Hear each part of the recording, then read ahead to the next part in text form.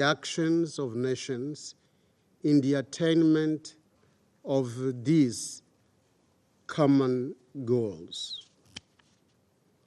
This was, in our view, the birth of a new multilateralism that guides the modern-day interaction between states and nations.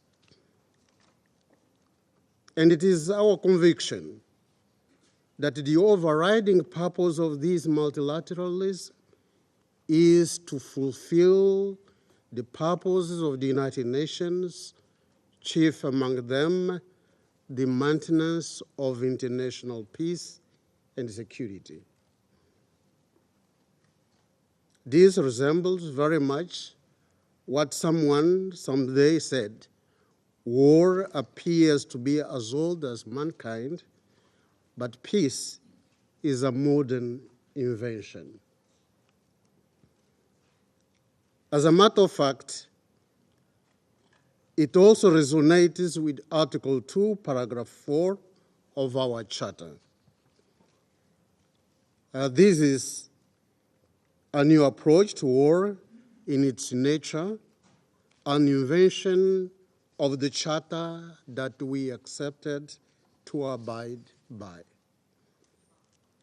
It is our understanding that within this provision of the Charter, the founding mission of the United Nations was to provide all its member states with a solid ground of equal security. Our organization would thus become a forum where we could work together to resolve disputes peacefully and to prevent the outbreak of another world war. In sum, the Charter proclaimed the overriding importance of collective security. In this context, equal and indivisible security of states is at the core of collective security that the Charter consecrated in its letter and spirit. The collective security means that the security of one is the security of all, and that the security in our globalized world is also a global concept, a global good that cannot be divided or fragmented. This is why, in our view, Article 51 of the Charter on individual or collective self-defense comes as an exception and a reminder that all states deserve to live in peace and security. In this connection, it is our view that the relations among nations should be based on the respect for the principle of equal rights and self-determination of peoples. As the most representative intergovernmental organization and the utmost expression of multilateralism, the United Nations is the main forum to address multifaceted and complex global challenges through collective action. So any profound divisions among member states can only undermine this important endeavor which the founders of the United Nations undertook to advance in 1945. In this regard, multilateralism, differently and opposed from unilateralism, implies adherence to common principles and objectives founded on respect for a system of shared norms and values and guided by the principles of consultation, inclusion, and solidarity among nations. Mr. President, The current global security challenges, such as interstate wars, interstate conflicts, terrorism, transnational organized crime, proliferation of weapons, limited peacekeeping capacity and financing, divided and competing collective security systems, nuclear disarmament, among others, need a concerted approach with a reinforced role of multilateralism. Divisions in our approach to collective security architecture and mistrust can only undermine dialogue. They hamper our efforts for peaceful settlement of disputes and conflicts. They further weaken the collective resolve of our universal organization to effectively perform its objectives. As Mozambique has stated in this chamber, time and again, peace is a global good. Its preservation requires our concerted efforts. With the positive cooperation of states, we can find concerted and harmonized ways to address most of the current and pressing conflicts around the world, including in Africa, Middle East, Asia, the Korean Peninsula, and even in Europe or beyond. Let us not forget the tragedies of the two world wars that claimed the lives of more than 9 million people in the first and more than 60 million people in the second. We see no reason whatsoever that this should be repeated. But all that we evoked above also bears testimony to the fact that the United Nations, especially the Security Council, must be reformed in order to be more inclusive, effective, just, fair, and democratic. Only in that manner can we collectively address the current geopolitical and security challenges facing the humankind. More importantly, it is a simple corollary of the fundamental principle of sovereign equality of states that the Charter so clearly expounds. We value democracy at national level. It must also be valid at the international level. Therefore, Mozambique reiterates its call on the need for a Security Council reform which should take into account the African common position based on the Zuluin consensus and the Sirte Declaration. In addition, this council has to improve its working methods. It must enhance its capacity to deliver in the interests of all humankind.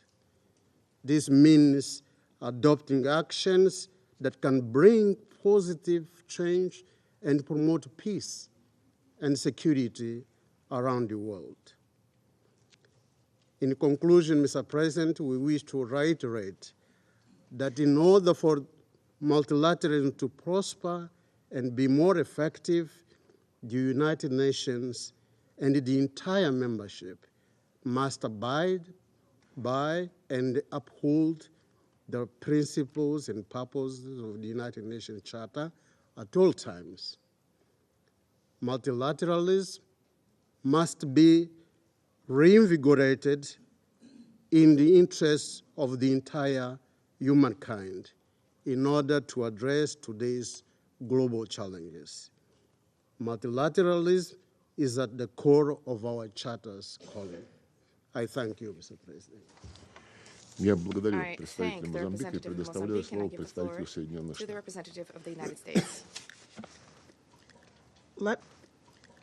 Let me start by thanking Secretary General Guterres for your remarks, and to thank you and the entire UN system for all of your efforts to promote peace and security and to support the UN Charter.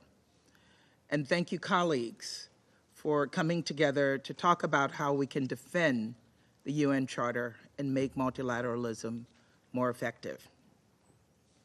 This is a serious topic, even if it was convened by a council member whose actions demonstrate a blatant disregard for the UN Charter.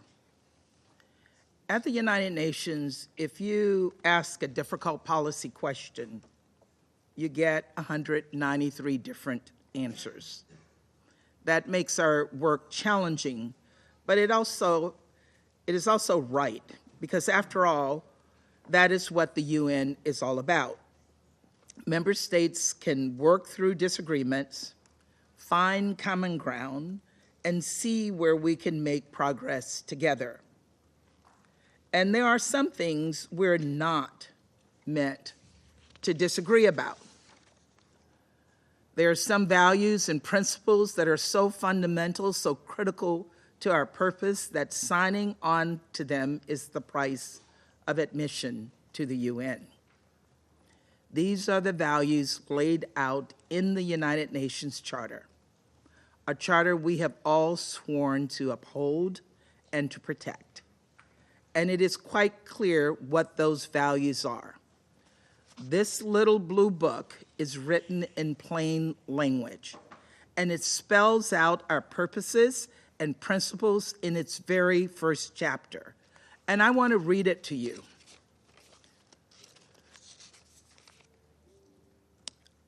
Article 1.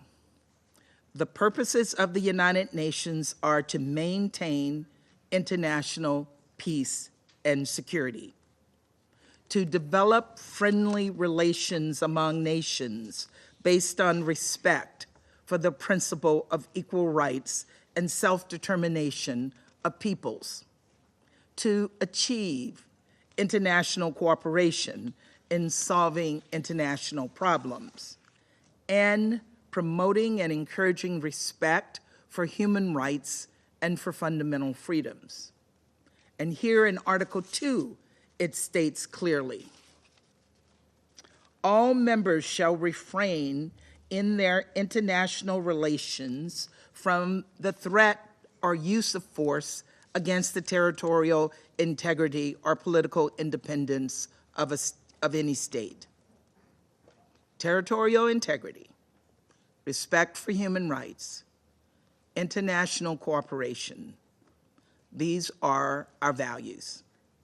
These are the shared, stated principles we all agree to uphold, all of us.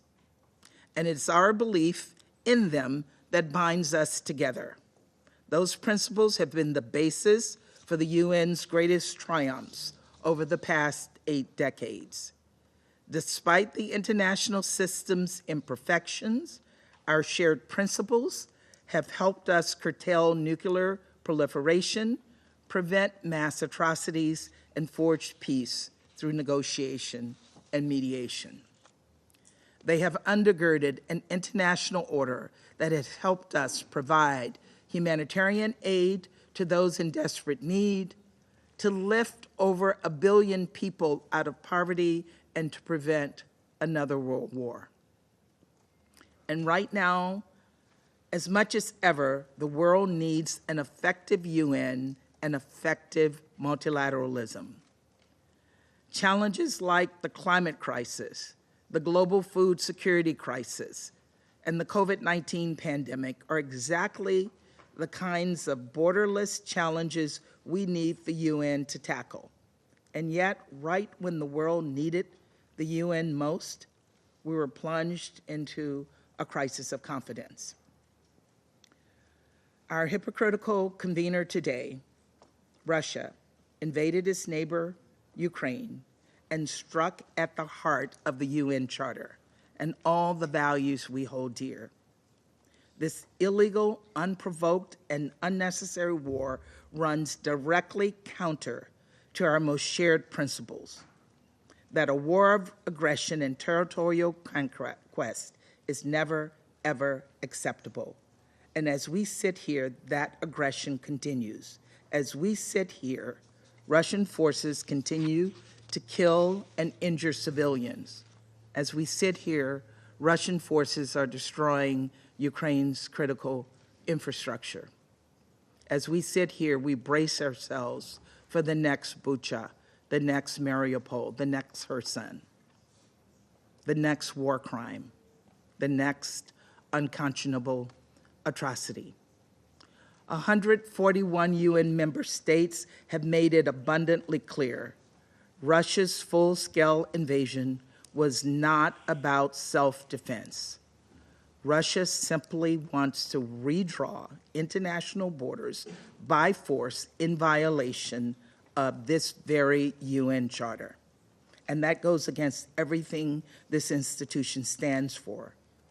This does not just concern Ukraine or Europe. It concerns all of us, because today it's Ukraine, but tomorrow it could be another country, another small nation that is invaded by its larger neighbor. And what would we want this council to do in response? Sit on our hands? No. It is the very reason the UN Charter was written in the first place. And unfortunately, Russia has shown us consistently over the past 14 months that this invasion is not an isolated incident. In the past 14 months, Russia has weaponized global food supplies and obstructed the Black Sea grain initiatives from achieving its full potential. Russia has breached its obligations under the New START Treaty and issued dangerous and provocative nuclear threats. Russia has violated universal human rights and fundamental freedoms both outside and inside its own borders. It has violated international law. That includes the wrongful detention of American citizens, Paul Whelan, Trevor Reed, Brittany Griner, and now Evan Gershkovich. Trevor and Brittany are now thankfully home, safe and sound. But Russia has imprisoned Paul Whelan and now detaining Evan Gershkovich to use as political bargaining chips, human pawns. Paul was simply in the wrong place at the wrong time. Evan is a journalist. He was just doing his job. Using people as pawns is a strategy of weakness. These are not the actions of a responsible country. And while Russia plays political games, real people suffer. And I want to direct your attention to the gallery, where today we're joined by Paul's sister, Elizabeth. And I want Minister Lavrov to look into her eyes and see her suffering. I want you to see what it's like to miss your brother for 4 years, to know he is locked up in a Russian penal colony simply because you want to use him for your own means. I'm calling on you right now to release Paul Whelan, Evan Gershkovich immediately, to let Paul and Evan come home, and to cease this barbaric practice once and for all. Colleagues, while Russia may be undermining the UN Charter and this institution, the rest of us can and must do better. The UN needs reform, you've heard that. To support and maintain its fundamental principles, this body must evolve to meet the 21st century. As part of that evolution, the Security Council needs to better reflect today's global realities. We must find credible, sensible, and politically viable paths to this end. And while we work to forge those paths, those of us on the Security Council have a duty to do more, to do better. As you all know, in San Francisco last year, I announced 6 principles for responsible behavior for Security Council permanent members. These were standards we set for ourselves, that we welcome all to hold us to, that we encourage for other permanent members. Colleagues, the United States believes in the United Nations, and we believe in this charter. And that belief gives us faith that it can be made better still. Our response to Russia's flagrant violations cannot be to abandon this institution's founding principles.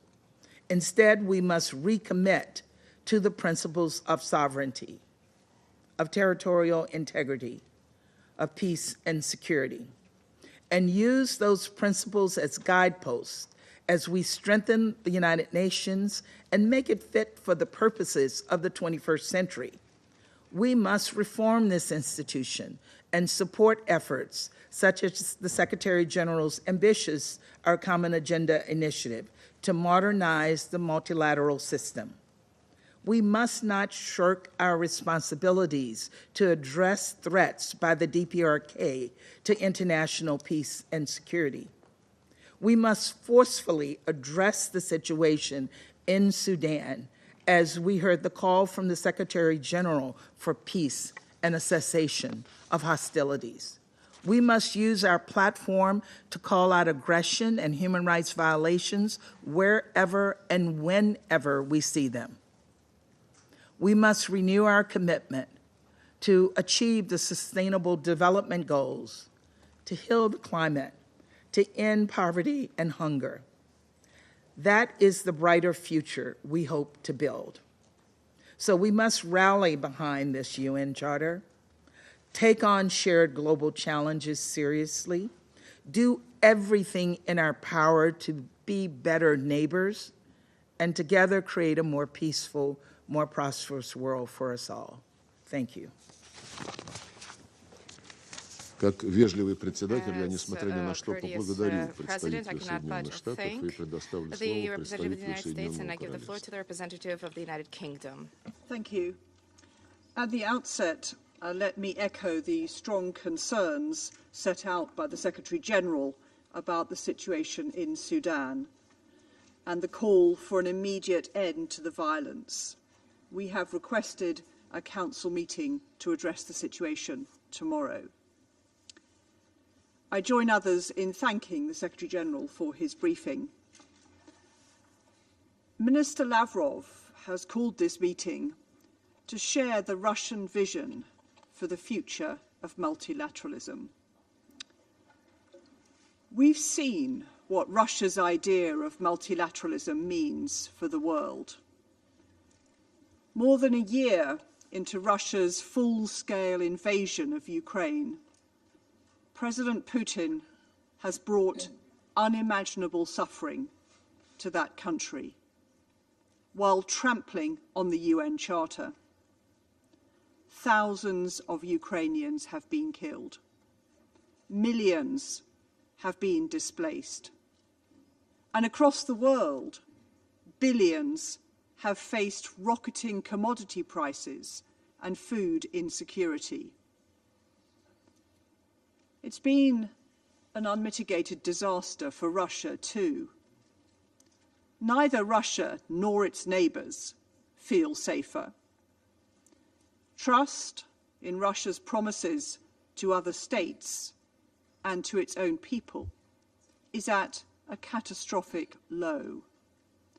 Again and again, the UN General Assembly has voted overwhelmingly to condemn Russia's invasion. President Putin can count the supporters of his war on one hand. Russia has severely damaged its reputation in the international community. And now, President Putin is threatening to move nuclear weapons into a neighbouring state. For Russians, the world is getting smaller. Many tens of thousands of Russian men and women have been killed. Hundreds of thousands have been mobilized against their will. Millions are fleeing the country to escape the draft. Independent journalists have been arrested. Free speech has been crushed. Russia's economy is shrinking. Its army is in disarray, reliant on Wagner, an unaccountable mercenary group whose existence was denied a year ago, but who now offers your foreign ministry advice on your Security Council presidency. A Russian generation has lost its future, and the Russian government can't even explain why. Russia's justifications for the war, defeating Nazis and defending against bioweapons, are obvious falsehoods. Russia's claims to Ukraine's territory will never be recognized. For all of Minister Lavrov's claims about effective multilateralism, I see nothing effective or multilateral about Russia's foreign policy. Multilateral institutions can and should evolve, the Security Council included, and the UK supports reforms to make it more effective and representative. Change must be underpinned by respect for the basic principles of the Charter, above all, the principles of sovereignty and territorial integrity. The world also needs a free and safe Ukraine that can return to supplying the world with food.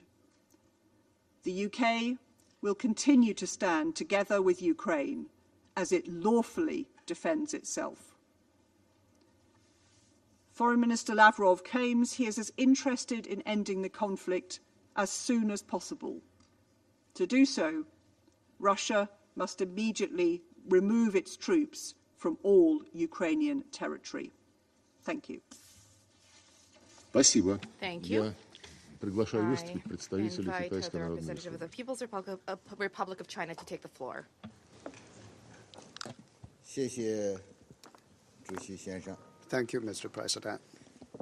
主席先生， Mr. President, 我很荣幸 I'm 作为 honored 中国国务委 to 员 speak 兼外 as 长 the 秦刚先 representative 生 of 的代表 Mr. 发 Qin 言。 Gang, State Counselor and 中 Foreign 方 Minister 赞赏 of 俄罗 China. 斯作为安理会 China 本 thanks 月 Russia 主 as 席 President 倡 of the 议 Security 举行 Council for 此 this 次 month for its 公开辩论 initiative to 会。 convene this 欢 open 迎 debate 拉夫罗夫外 and 长 welcomes Foreign 主持 Minister 今天的会议。 Lavrov's presiding over this 我也 meeting. 感谢古特 I 雷斯秘 also 书长 thank Secretary 刚才 General Guterres 所做的 for 通报， his briefing. 也同意他 I 对 also 一 agree 些 with 当前所面临的挑战的一些看法。 his assessment on the 世 current 界正 challenges 站 we are 在历 facing. 史的十字路口， The world is 人 standing 类 at 社 a 会面临 historic 前所未 crossroads 有 now. 的 The humanity 全球 is 性挑 facing 战。 unprecedented 霸权霸凌行 global 径给 challenges. 世界带来 Acts of 深重 hegemony 灾 and bullying 危 are 害。 causing colossal 集团 harm 政 to 治 the 正 world. 在制造 Bloc 巨大的 politics 分 are 裂和 creating 对抗， huge divisions and 维护联合 confrontations. 国宪章 It has 的紧 become 迫 all the 性 more urgent 重 and 要性 important to 进一步 uphold the 上升。 UN Charter.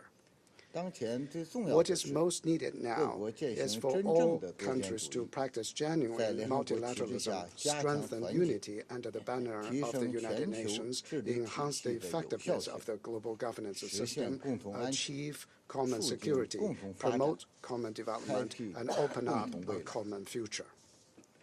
第一，必 First, 须坚定 the 捍卫联合国 authority 宪 of the 章的 UN 权 Charter 威。 must be firmly safeguarded. 联合国宪章是 The 战后国际 UN 秩序 Charter 的 is 基 the 石。 cornerstone of the post-war 宪 international 章所确 order. 立的尊重国 The 家主 principles 权 of 和领土完 respecting 整， sovereignty and territorial 不干涉内 integrity, 政等原 non-interference 则， of internal 构成了 affairs of 现 other 代国 countries 际 as 关系的 stipulated in 基 the 本准 Charter 则。 have become the basic norms 当今世 governing 界 modern 出现这 international 样那样的 relations. 问题， The problems that have 不是因 arisen in 为 the 联 world 合国 today 宪章 are 过时 not 了， because the UN Charter 而 has 恰 become 恰是因为 obsolete, 宪章的宗 but 旨和 because its 原则 purposes and 未 principles have 能 not 得 been 到有效 effectively 的落实。 implemented.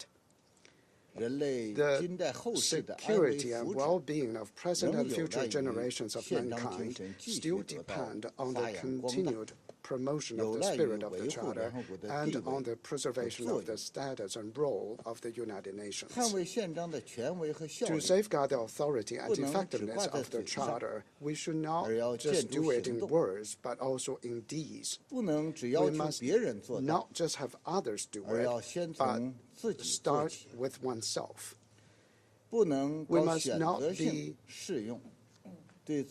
half-hearted and do it selectively, but do it all the time consistently.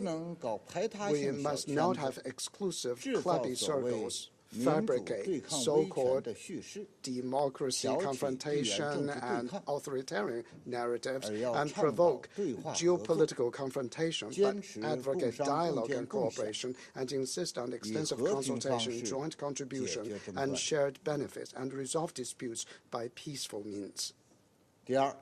Second, we must firmly uphold the international order underpinned by international law. The world has only one order, and that is the international order underpinned by international law. Faced with the big change and chaos in the world today, we must always be guided by the principles and purposes of the UN Charter and base ourselves on international law in handling international affairs. This is an important guarantee for upholding fairness and justice, addressing global challenges, and safeguarding the sovereignty, security, and development interests of all countries. We oppose some countries distorting the meaning of international law, imposing its own will on the international community, packaging it into the so-called rules-based international order, and wantonly violating the legitimate rights of other countries in violation of law, international rule of law. We also oppose the belittling of international agreements, whether it is arbitrarily tearing them up or having double standards. There is no credibility to speak of in this regard. If a major power arbitrarily turns important treaties and agreements that bear on international peace and security into a dead letter, then not only will international law be eroded, but the world will have no peace at all. In this regard, the relevant country should earnestly reflect its action. Third, it is necessary to ensure equal participation of all countries in international affairs. The international system, with the UN at its core, carries the common expectations of the world's peoples and should serve the interests of all countries. The United Nations cannot and should not serve the interests of only some countries or even a few countries. It is unreasonable for citizens of one country to head some specialized UN agencies and international financial institutions on a long-term or even permanent basis. The big change of the world is accelerating. The multipolar world is becoming a reality.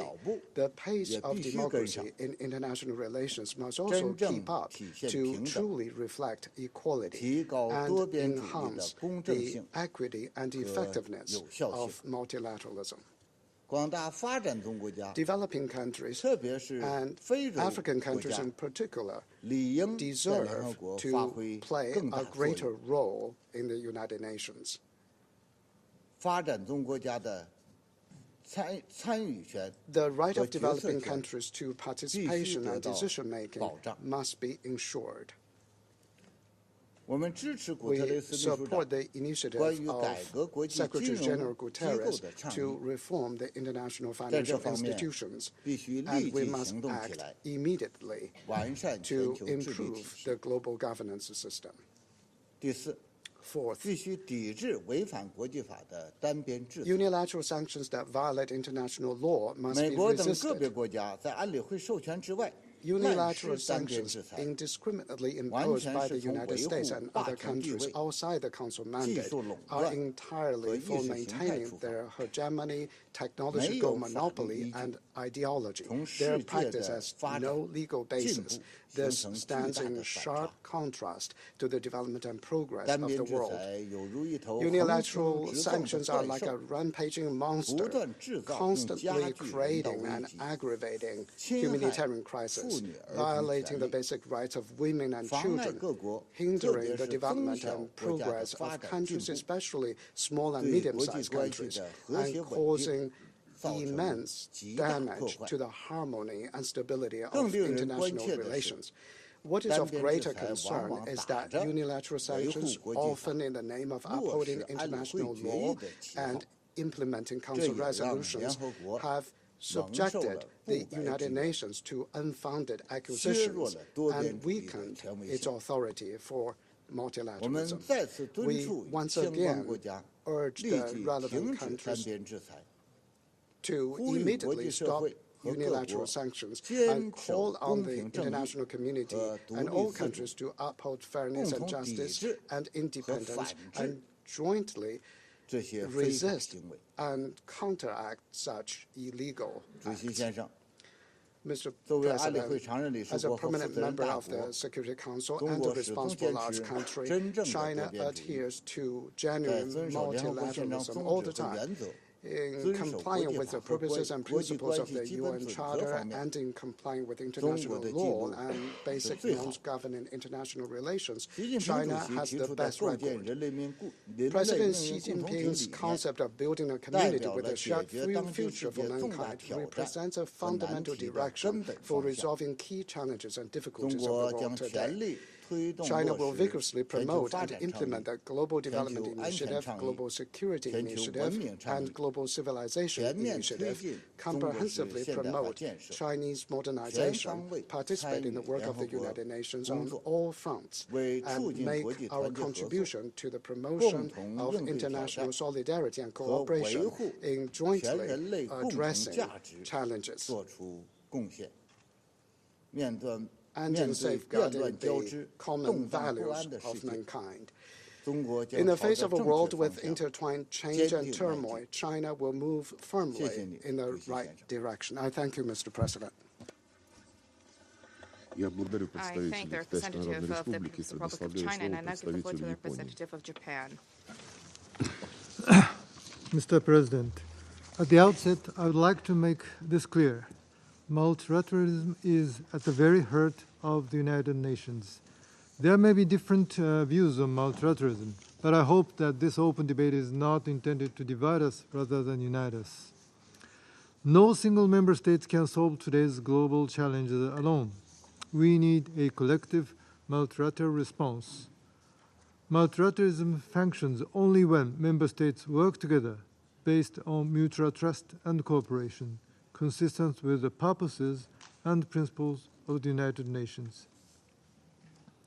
It is an irony, even a tragedy, that the Russian Federation, a permanent member of the Security Council, continues its unilateral aggression against Ukraine while hosting an open debate on effective multilateralism through the defense of the principle of the UN Charter on the very International Day of Multilateralism and Diplomacy for Peace.